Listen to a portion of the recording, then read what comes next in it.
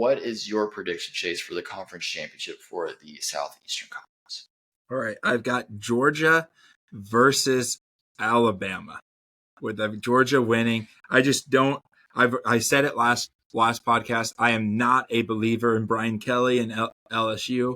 Didn't believe in Brian Kelly at Notre Dame. He gave me no reason to, and I don't see any reason to believe him at LSU. Even with the quarterback struggles that Alabama's going through, I like their quarterback situation better than I like Jayden Daniels. I don't believe in Jayden Daniels. He's bounced around too much. No one wants him. And then going with Georgia, I still think Georgia's the best team in the nation, right? Even with them losing all these people, they've been number one recruiters for the past 4 years. They've got the people. They get them. They're already good to play. Some of these guys they're getting, they could go straight to the pros, right? We talk about how good these people are. We talk about Jalen Carter, Jordan Davis, Keely Ringo. He's a bad example, but he was a great college player. And Brock Bowers right now, they have their tight end. These people are amazing, and I honestly really believe in their quarterback. I like him better than I did Stetson, Carson Beck. I think he gives them a different aspect of the game that they didn't have with Stetson. I think they can win it again. Yeah. So, I mean, I'm with you halfway. I've got Georgia as well. But I've got LSU coming there out of the West. I think I just I like LSU. I mean, I like what they did. I like what Brian Kelly did in his first year, and you can kind of say, it was a one-off where he was able to beat Alabama and stuff like that. But if you're able to beat Alabama with Bryce Young, I'm pretty confident that you'd be able to beat Alabama with whoever they roll out at quarterback, right? We still don't know who their quarterback is going to be. That's going to be my biggest problem with Alabama. Now, I've given Alabama the benefit of the doubt for a long time because they rightfully deserve it, right? Nick Saban is a tremendous coach. Like, he's going to coach them up. I don't think they're going to be horrible by any means. But when we're talking about being at the tops of the conference where they usually are, they don't have the quarterback, but more importantly, they don't have the receivers, right? They don't have the receivers anymore. I mean, the golden era of receivers of Alabama as we knew it is just not here anymore. And we saw that last year. And Bryce Young, because he's so good, was able to help them win the games that they were able to win, right? He put them on the back and he won those games. And so now you're not going to have a quarterback even close to the standards of Bryce Young. You're going to have to go out there and win football games. And I don't know if they're going to have a quarterback that can do it because they don't have those elite players like we've seen it. So I'm not saying that they're going to, have a losing season. But I'm not confident enough to say that they're going to be able to go in there and be able to make the conference championship or the playoffs, just because I personally don't believe it.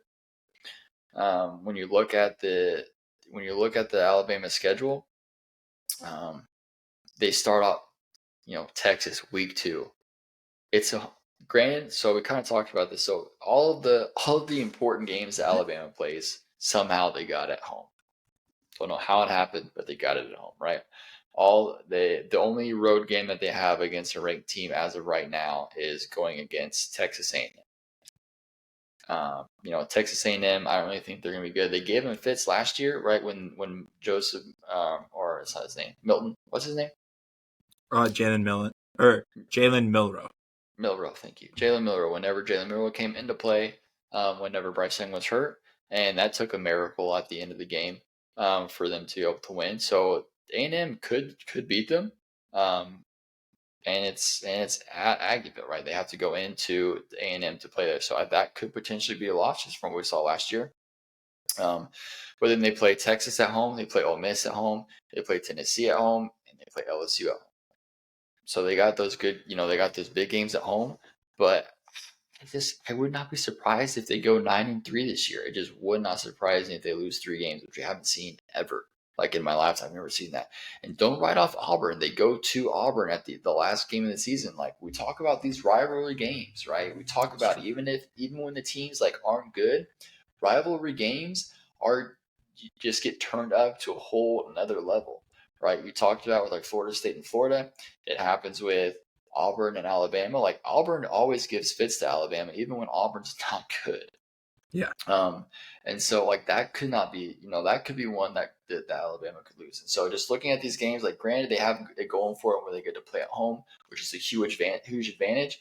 I'm just not buying their quarterback. I'm not buying the receivers. I think we'll see. I think this year we'll see how good Bryce Young really was last year, and we'll see that we took him for granted or didn't appreciate him enough. Um, anyway, a lot of talk for a pick, somebody that I'm not picking. But I just had to get out there the reason why. Like, you're not picking Bama. Like, that's the reason why. Like, I feel like I have a valid reason why I'm not picking Bama and why I'm picking Georgia and LSU.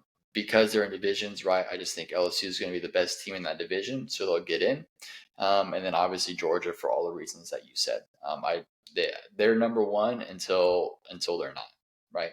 Uh, my confidence that I've had in Alabama all these years, I'm putting now in Kirby Smart in Georgia, and they're going to have that until they don't. Yeah, I think that's fair to do. Georgia was your pick to win it, correct?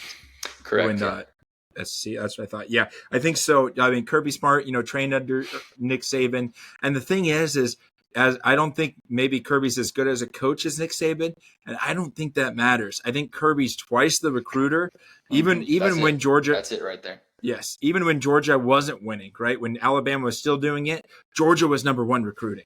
Kirby Smart is the recruiter, and it's finally paying dividends. That's where college football is going. NIL money, Kirby Smart, now that he has NIL money, but even before he was the number one recruiter, now with NIL money playing in the state of Georgia, which just loves the Bulldogs, right? The whole state is about the Bulldogs. It's a perfect place to go, and it's just a perfect match for Kirby and the Georgia Bulldogs.